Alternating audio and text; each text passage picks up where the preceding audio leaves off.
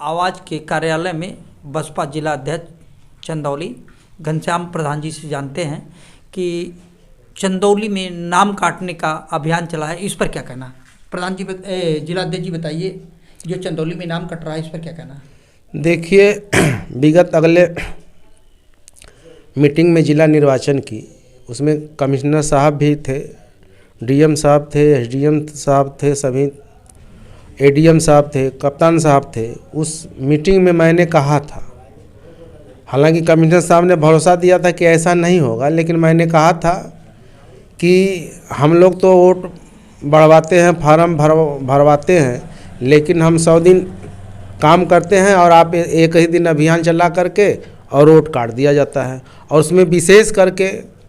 हमारे दलित समाज का,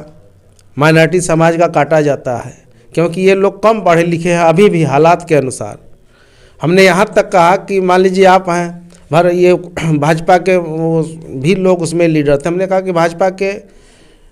नेता तो डीएम साहब पे दबाव डाल के फार्म ले जाके बंटवा रहे हैं, भरे नेकपाल साहब भर चाहे बीएलओ जो भी हो बीएलओ, लेकिन बाबू साहब भर पंडित जी के द्वारे तो जा करके उनका नाम बढ़ा देते हैं, लेकिन हमारा तो हम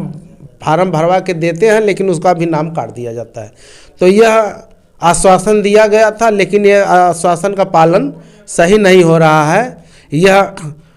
वोट काटा जा रहा है जो गलत है, लोकतंत्र की हत्या की जा रही है। अगर इस देश में बाबा साहब ने संविधान में सभी नागरिक को दिया था कि जो 18 वर्ष का व्यक्ति हो जाए, चाहे महिला हो, पुरुष हो, चाहे वो दलित हो, चाहे फॉरवर्ड हो, चाहे बैकवर्ड हो, चाहे माइनॉरिटी हो, चाहे किसी भी धर्म जाति धर्म को मानने वाला हो, इस देश में जिस भी जाति धर्म का हो, लेकिन 18 वर्ष का हो गया तो मत देने का उसका वो अधिकारी है। लेकिन यह साजिश के तहत बाबा साहब के संविधान पे लोग तो सरकार चला रहे हैं, लेकिन बाबा साहब के संविधान का एक एक नियम कायदों को ये भाजपा सरकार तोड़ रही है और